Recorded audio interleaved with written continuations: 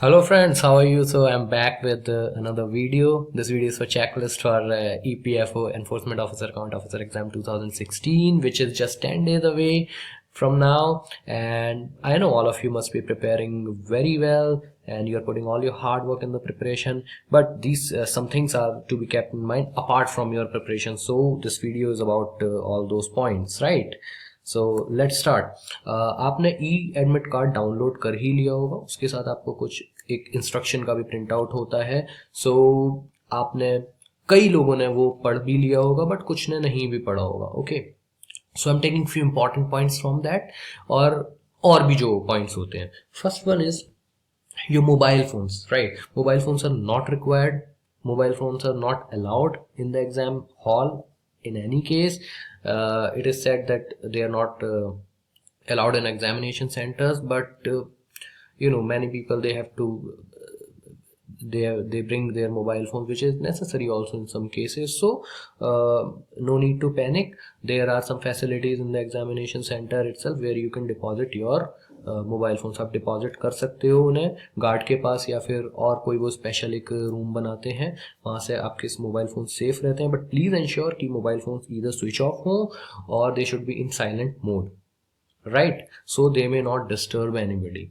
Second point is black ballpoint pen. UPSC doesn't allow any other pen, no other pen, only black ballpoint pen. So buy 2 or 3 and bring them, take them along with you in the examination center, right? Renault 045 is a good option. It depends upon you, you may buy any other pen also. Photo on e-admit card, right? Your photograph on e-admit card, in some of the cases they may not be very clear, so you have to bring your 2 photographs. In that case, bring 2 or 3 photographs in any case, okay? But if your photo is not clear on admit card, then you must bring 2 photographs, otherwise you will not be allowed to enter the examination hall, right? आपको नहीं जाने देंगे। उसमें वो लेके जाइए, एक undertaking अपनी लेके जाइए, सेल्फ अटेस्टेड, सेल्फ साइंड। उसके अलावा एक फ़ोटो आईडी प्रूफ प्लीज़ लेके जाइए। उन्होंने लिखा है Aadhaar, voter ID, driving licence, PAN card, passport और any other, but I would prefer कि आप आधार और वोटर आईडी ये सब लेके जाएं। प्लीज़ पासपोर्ट मत लेके जाइए, उसके अलावा कोई भी लेके जाइए। पासपोर्ट तभी लेके जाइए अगर और कोई आई कार्ड आपके पास है नहीं, ठीक है? क्योंकि पासपोर्ट बहुत इंपॉर्टेंट डॉक्यूमेंट होता है और if somehow it get misplaced तो you will be in trouble. Okay, ऐसा कुछ नहीं होगा but still it is just a suggestion. Now admit particulars check, admit card के पर्टिकुलर्स चेक करिए, रोल नंबर, आपका रजिस्ट्रेशन आईडी, आपका सिग्नेचर, आपकी फ़ोटो और आपका एड्रेस, आपकी नाम की स्पेलिंग, जो भी चीज़ें, ये सब चेक करिए। अगर कोई भी डिस्क्रिपेंसी है, अगर कोई भी प्रॉब्लम है, these are UPSC facilitation centre numbers, okay? आप 10 बजे से 5 बजे तक all working days, Monday to Friday, आप इन्हें कॉल कर सकते हैं। These are the numbers, okay? So you should अभी अगर आपको कोई प्रॉब्लम हो रही है, आप उन्हें अभी बता दीजिए, ठीक है? अभी आप बता दीजिए उन्हें। Okay, so written declaration.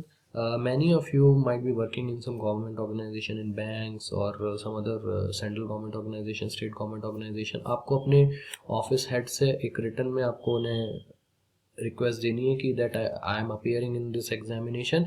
I think most of you must have done that already. जब आप फॉर्म भरते हैं वो तब होता है, ठीक है? उसके बाद आपको परमिशन मिलती है, वो आपका इंटरव्यू स्टेज पे रिक्वायर्ड होता है, right? Which is very necessary if you want to take a technical resignation, जिसमें आपकी लीव, बेनिफिट्स और ये सब फॉरवर्ड हो जाते हैं, काफ़ी उसके बेनिफिट्स होते हैं, तो आपको ये करना चाहिए। बट अगर आपने अभी भी नहीं करा है तो आप अभी भी कन्विंस कर सकते हैं, दे सकते हैं, ऑफिस दे देता है, कोई ऐसी प्रॉब्लम नहीं है। But this is important, right?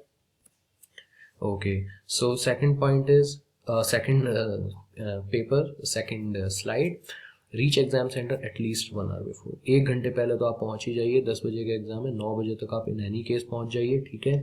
आप अपनी होटल, आप अपना अकोमोडेशन इसी तरीके से प्लान कीजिए कि ज़्यादा दूर हो ही ना एग्जाम सेंटर से, ठीक है? अगर आप का सेम सिटी में पड़ा है, जो कि मोस्ट ऑफ द कैंडिडेट्स के साथ विच इज़ द केस, तो आप उस तरीके से प्लान करिए। वैसे भी 10 बजे एग्जाम है, आप आराम से 6-7 बजे निकल सकते हैं और अपना ट्रांसपोर्टेशन आप गूगल मैप पे देख लीजिए कि कहाँ पर है, कितना किलोमीटर्स है, and what would be the favourable transportation mode to reach the exam centre. आप उस तरीके से या फिर अपने व्हीकल से प्लान कर सकते हैं। ओके, बट अपना टाइम लेकर चलिए। In exam centre, exam hall, calmness is required, which is very required. अगर आप काम नहीं होंगे, अगर किसी भी तरीके से आप पैनिक कर गए तो प्रॉब्लम हो सकती है, आपके 2-4 नंबर वैसे ही जा सकते हैं। अगर कोई कुछ भी आपके पढ़ रहा है, आप देख रहे हैं अरे भाई ये मैंने नहीं पढ़ा, नो नीड टू पैनिक। ठीक है, लोग तो क्या क्या पढ़ते हैं, ज़रूरी नहीं कि हम वो चीज़ पढ़ें और ज़रूरी नहीं कि वो चीज़ आए। ठीक है, तो आपको, और आप कुछ कर भी नहीं सकते उस सिचुएशन में। So calmness is of utmost requirement. Good night sleep is very required for calmness. अगर आप नहीं सोएंगे, वैसे भी रात में आप ज़्यादा कुछ नहीं कर पाएंगे तैयारी, तो at least 7 to 8 hours sleep is very required for proper functioning of brain in the exam centre. अगर आप पढ़ भी लेंगे और आप नहीं सोएंगे, 2-3 घंटे ही सोएंगे, तो ब्रेन ही उतना सही से फंक्शन नहीं करेगा और आपको प्रॉब्लम हो जाएगी। ठीक है, फिर exam centres in different cities. Most of the candidates के साथ ये प्रॉब्लम है कि उनके एग्जाम सेंटर डिफरेंट सिटीज़ में पड़े हैं। Like I know some people, they are from Bangalore and they have their examination centres in Chennai and और Hyderabad. Okay, so for these people, please ensure to reach the city, the examination city 1 day before. आप Saturday को ही वहाँ पे पहुँच जाइए जहाँ पे भी आपका है। ठीक है, जिससे कि आप लास्ट मिनट रश से बच पाएँ।